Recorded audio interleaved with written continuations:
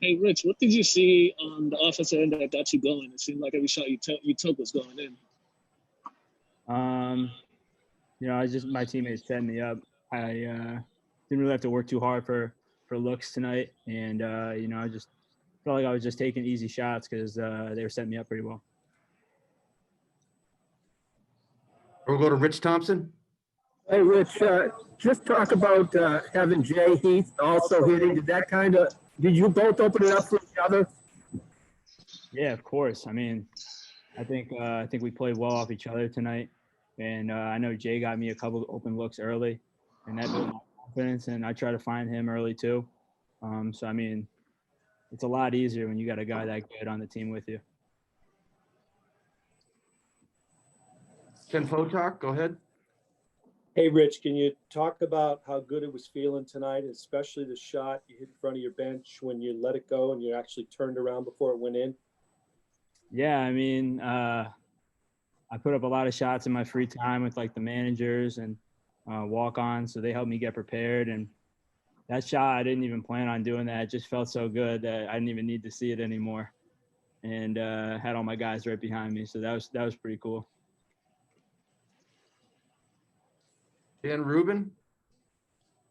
Rich, I know that there's been execution has been something that you guys have been working on to be consistent for a full 40 minutes. In a game like this where it does come together, how satisfying is it to get that first win and to see it finally come together the way that it did?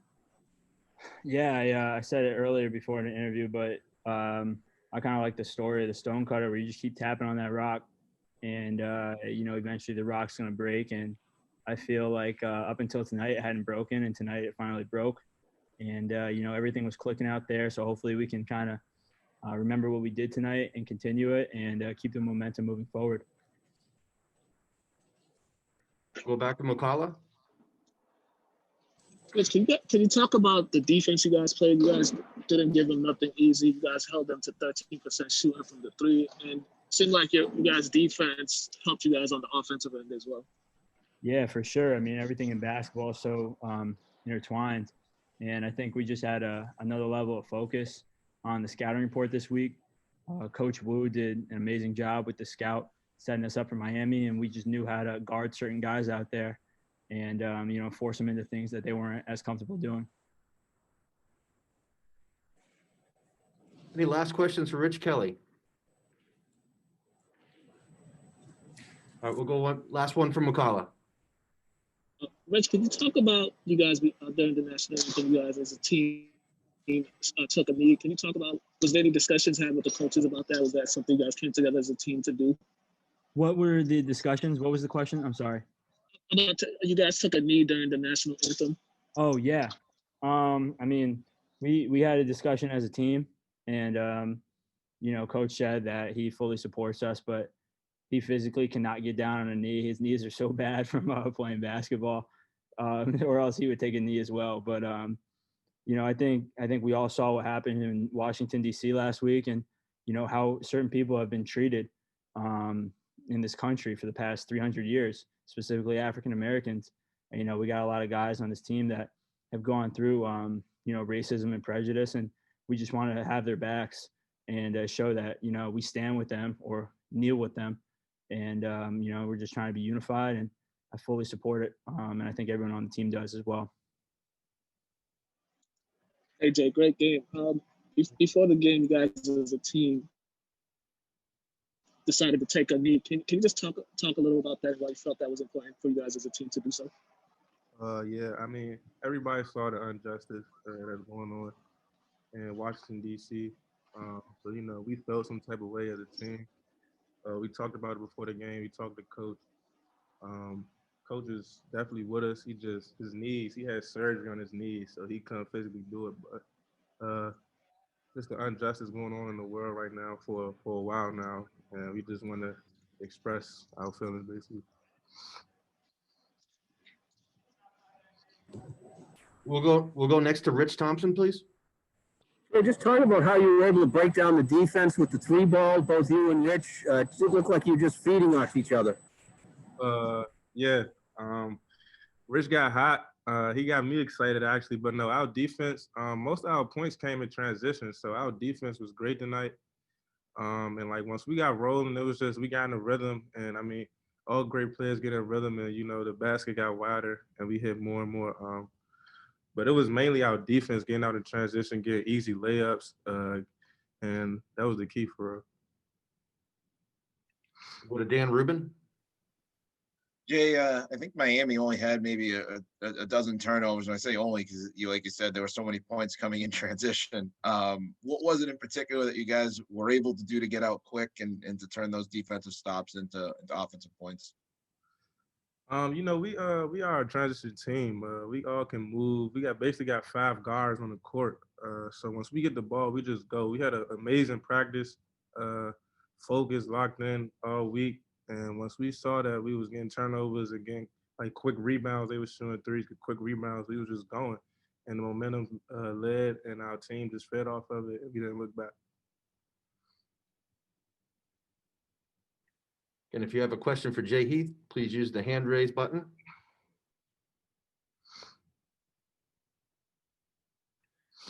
All right, we'll go back to Dan Rubin.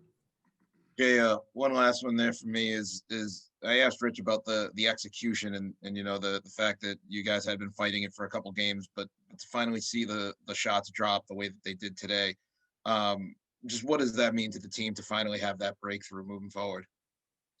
It's just a relief, man. We played great defense some nights, and then some nights we was off. We hit shots some nights, and some nights we never played great D. So tonight we finally put it together. We had a great scout. We was focused in practice, and once we went out there, it was easy.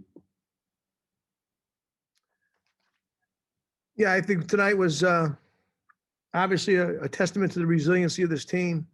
We had an unbelievable practice yesterday. It was only about an hour long, but we just were really locked in, a lot of energy. I mean, I take my hat off to this team because, again, those aren't easy things to do. Obviously, you lose some heartbreakers, some games you should have won. You play against Virginia, you just can't make one. And then, to have that type of resiliency to come back and have the focus and put the effort in that we put in tonight, huge step forward. And just like everything else, you just got to keep building on it. All right, we'll go to Ken Potok. Hi, Jim. Hey, Ken. You touched on it a little bit, but when you look at the shooting, it might look like something that can go unexplained in sports, but is it just proof that if you work hard, good things happen? Yeah, I think it's funny because I think I thought coming into the year that we had really improved our shooting, our three-point shooting, with obviously adding Rich Kelly. Freddie Scott, who hasn't played, is a really good three-point shooter. That would have helped a lot. CJ is a much improved three-point shooter. Jay's going to be a sophomore. And having Winston back, who's a career 35 plus, and he was actually probably shooting about that right now. I thought we would be a much improved, and we are. I mean, I just think, again, sometimes it's unexplainable in sports, and we're getting good shots, and I thought we got great shots the last game, and just as good as you can get against Virginia, you just got to make them. And tonight they went in. I mean, and once a couple go in, it spreads. We'll go to Rich Thompson. Jim, I know the shooting was great tonight, but I was impressed with the 34 rebounds, the 16-8, assist to turnover ratio, 7 blocks and 8 steals. Just talk about the elements of the win. Yeah, I think you're pointing out the right things. Obviously not taking care of the ball has cost us a couple games. So we've last game 11, tonight 8. Doing a much better job there. I think our rebounding all year long is, but we out rebounded Virginia. So our rebounding, we're getting gang rebounds. Our guards are getting in and getting rebounds. Jay Heath gets down there and gets some. Obviously, DeMar's a good rebounder. Kamari, when he goes in, can rebound the basketball. So, again, I think it's got to be a team thing. Steph and CJ have got to keep improving. I thought CJ was really, really energetic on defense. He's guarding smaller guys on the perimeter and did a great job of keeping them in front and poking balls away. Steph was really, really good tonight in his communication in our defense, helping guys, coming over blocking shots. We had 7 blocks. So I think all of those things, they contribute to, when you get those type of possessions, we can get out and run. And I thought we got some easy ones, especially early in the game, to get us going. We'll go next to McCullough.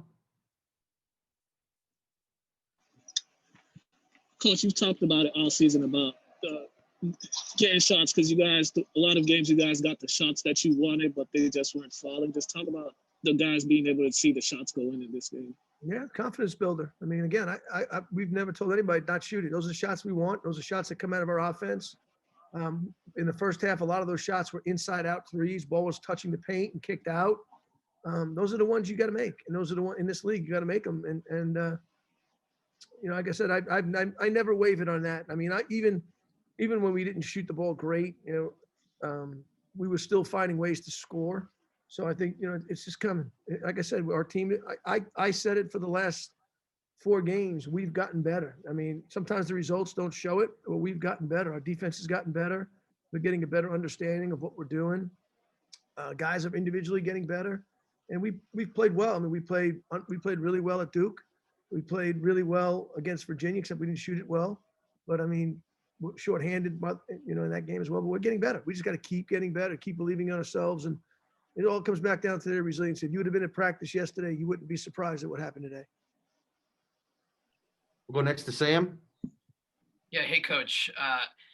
After leading by double digits at the half and being in somewhat of a familiar position following, you know, leads that, you know, you surrendered in games prior before this game, how important and big was that key start to the second half where you guys were just, you know, you came out strong and explosive and really put a Miami comeback in complete doubt in a hurry? Yeah, I mean, the game of basketball, look, you can watch any game on TV. You can watch any team in the country. Somebody goes up 12 points. The other team comes back. This is the ACC. You know, no lead is safe. And you just got to learn how to play with poise and answer their run. And we hadn't been doing that. We got a little rattled and we weren't answering their runs. I mean, this is, like I said, this is the ACC, man. Like if a 15-point lead's not safe, a 14-point lead's not safe. It's not just us. Watch every game. People come back, people fight, and you got to answer runs. But like you said, I think tonight was a big stepping block because we didn't panic. We kept executing. We made some big shots, got some big stops, got a couple steals. You know, I think maybe we grew up a little bit tonight. Again, we play a lot of young guys. Not that it's an excuse; it's just a fact. A lot of guys who are freshmen and sophomore. I mean, DeMar's a freshman. He plays 35 minutes a game. I mean, that's for right now until our injuries heal. Jay's a sophomore, CJ's a sophomore, Kamari's a sophomore, Rich Kelly's now played 6 ACC games. So we have to learn. And I think that the one thing about this team, you know, when we had those moments and we show them on tape, they really try to learn and they really try to get better and they were disappointed when they didn't do it. That's why we've been positive the whole time. I'm positive every day with them. And we just kept asking, okay, let's try to do one more thing better, just one more possession better, just one more understanding of this time and score situation, just a little bit better. And we grew. I think we grew up tonight. I think, you know, that was the first time. Obviously, Rich shot the ball terrific, but Jay Heath really wanted the ball in those situations.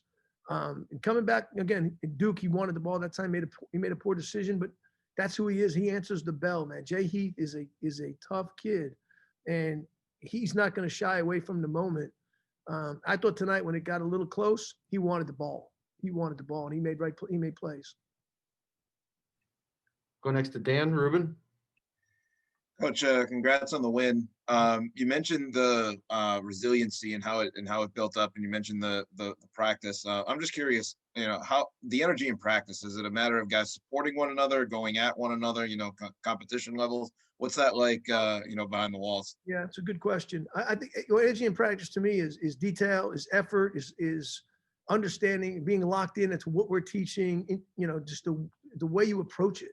How hard you cut in every shooting drill, how hard you cut, how focused you are, and we're going over how they're going to attack our defense. When we're putting in something new, you know, we put in a couple new things offensively. You know, how laser focused are you to understand what it is so you can remember it, and then then just you could just feel it, just the energy of practice, the volume of it. You know, the communication amongst them. Going over what it is that they need to be talking about. It's really good conversation. And that's what makes teams good. I mean, you know, this is, you know, you got to keep working. And what I was proud of is the game against Virginia, although we were disappointed, we didn't play as well as we would have liked. We didn't waver.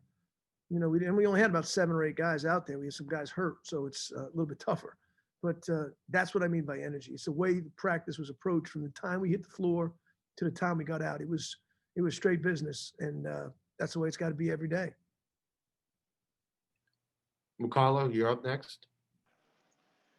And coach, the team during the national anthem took a knee. You know, in light of what happened last week. Can you just talk about some of the discussions that you guys had as a team and, you know, coming to that decision? Well, again, I think it's really important. I mean, that young people's voices are heard. I've been saying that since the things happened in the summer. We were talking about it. So that all happened when we were at the hotel in Duke. So they had a chance to watch the whole thing because we were playing, you know, 8:30 that night.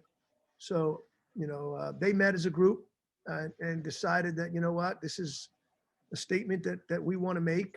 And, you know, I support them. Like I told them, my job is to support their thoughts. And I always ask them to back up their thoughts. So why were you doing that? What was the rationale behind it? I want to hear what they have to say because that's part of my job. My job is to listen to their voices. My job is, you know, as I told them, we're a family.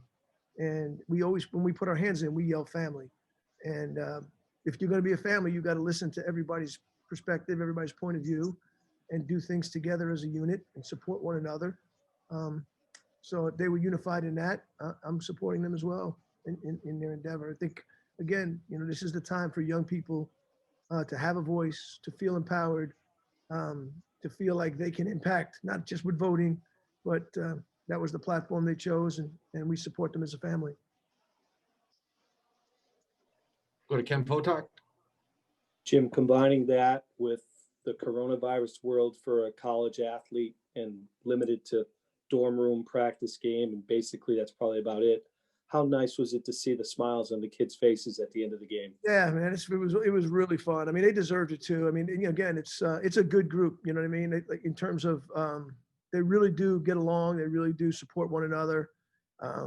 You know, sometimes I wish you guys could go into the locker room and see it because not everybody gets a chance to see the internal family atmosphere that we've all created. You know, obviously, coaching staff, players, managers, everybody that touches the program is part of our family. But and in times of struggle, the support became greater. You know, you could see guys trying to pick each other up. You could see guys, you know, somebody who struggled, there's no finger pointing. It's just, hey, what can we do to help get him better? And we have guys doing it right now. Some guys who are playing well, and we need them to play better. And the guys are supporting them. And that's what has to happen. And that's how teams get better. I mean, that's what this whole thing is supposed to teach them, is that, you know, you can't be about yourself. You know, you got to give yourself to the group that you're a part of, and then good things can happen for you. And I think that's really what's happened. These guys supported one another, and they're able to celebrate.